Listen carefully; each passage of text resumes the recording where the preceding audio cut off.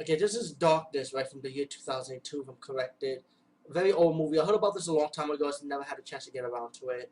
And this is the unrated version, of course. And I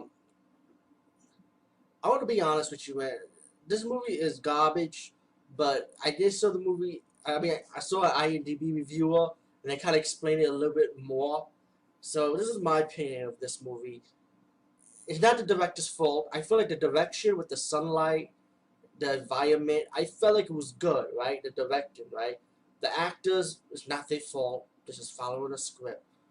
But I feel like this, I blame the writers. They could have made this movie so much more better. It could have been so much more in this movie if they have explained it right, you know. And there were some key elements in the movie that gave me like, oh, okay, now I understand it. But I forgot the IMDb review that reviewed it. I'm sorry, but he explained it much more better. But still, I wasn't feeling it.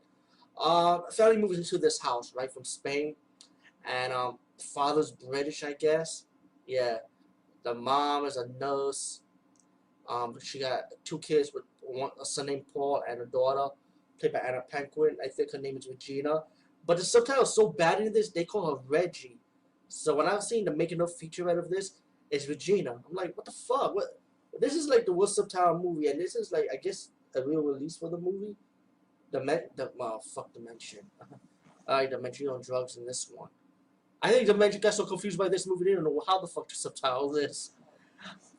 Anyway, it's pretty much a ghost movie or demon movie. I don't know what direction wants to go with it. And there's a lot of movies when they mash up everything in one place. Some are good, some are like, what the fuck?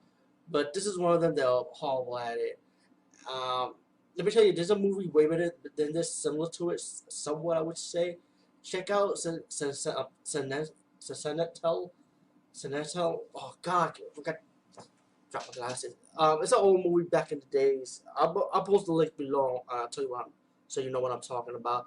And Daria Gitino's Inferno. Those two are like the best movie with this type of style, I would say a little bit. But anyway, let's get to the point. The ghost, pretty much the house is haunted by a ghost, and it comes like in darkness time, like in darkness. And you see these six kids running around, and to fast forward the movie, it's pretty much the kids got been sacrificed, right? And it was supposed to be seven kids. Six kids died. This last kid escaped, right? And the last this gonna contain spoilers. I have to spoil it to help to explain it better a little bit at least. The seventh kid that escaped is actually the father in this movie. He was the survivor. Now, of course, there is a plot.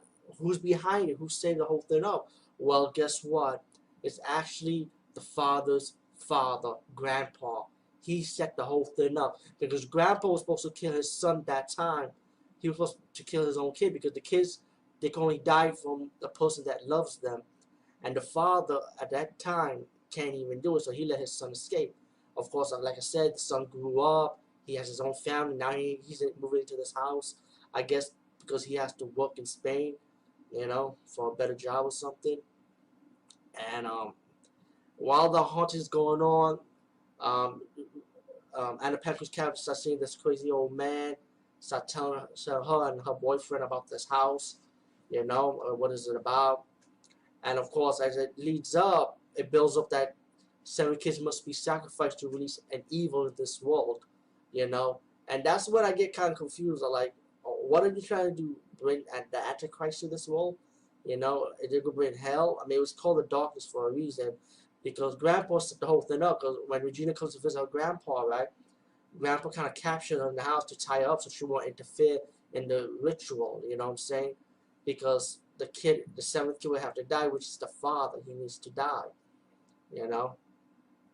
And the father started going crazy, just like before the scene in the movie, but he started going crazy. He's going after the wife and his kid, and the mother saw her son all beat up and stuff, all bruised up, and she thinks it's her husband that did it, but it wasn't her husband. To me, it's pretty obvious. I think it's telling you that the demon beat the kid up to let the mother kill the father, so the sacrifice, the ritual could be completed because the seventh kid must die, which is the father. But the movie will perceive you as if Paul supposed to be the sacrifice, but it's not. Um, the grandpa that captured his granddaughter and the Packers character, he decided to let her free, you know, so he's like I said, he set the whole thing up. He was trying to get her like pumped up so she could interfere, like jump into the sacrifice, and maybe she be the one to kill the father, you know. And while the father was choking on his own pill, the mother tried to cut the throat so he could get some air, but he was standing right on the ritual sacrifice tablet, like on the ground. So Anna Paquin character said, you know, she told the mom she will do it, she'll cut the throat, but she's trying to cut the throat for the air to come out, right? That's all, and they needed the tube from the pen so the air could come out. But the tube disappeared because it looked like the ghost took it, or the demon took it. And the father was dead. The mother went to the kitchen to turn on the fire, the light, and a Packers character decided to get her brother to get the fuck out the house, the light. The ghost version of the mother comes out trying to trick Anna Packers to turn off the light. If she turns it off, she'll be dead, her brother. But she knows the mother that wasn't really her mother, so they ran while the ghost turned into a demon. And then you got the two fake daughter and son downstairs trying to tell the mother to turn off the stove. And then when she turned off the stove, I guess the two fake son and daughter turned into the demon and killed the mother, pretty much. I mean, they didn't show you how she was dead from the demons, but it was blood all over the kitchen.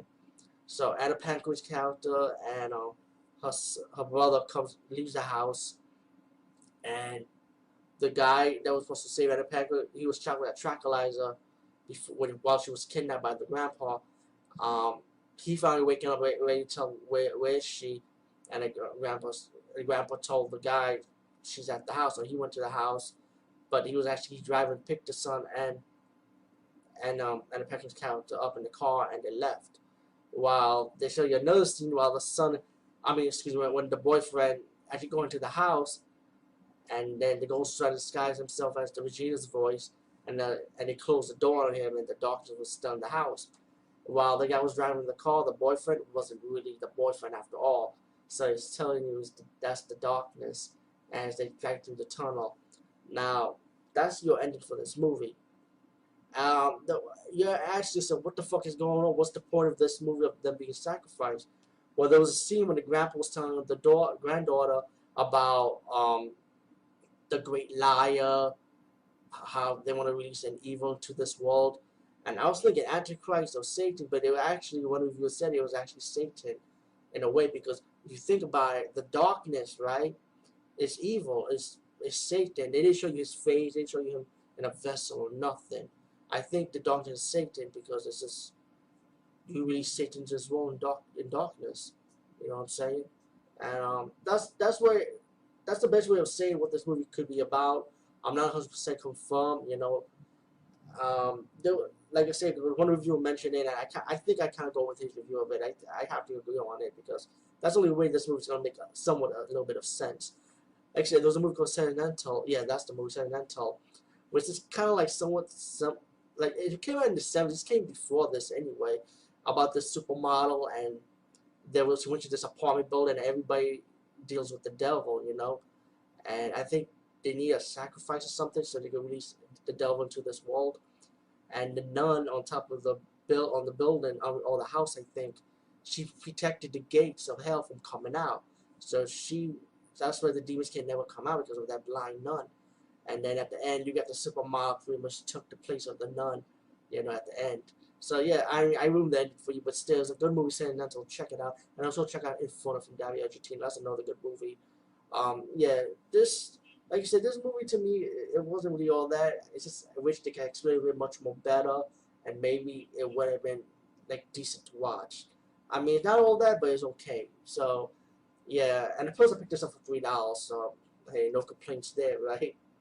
Anyway, peace, guys, and see you later.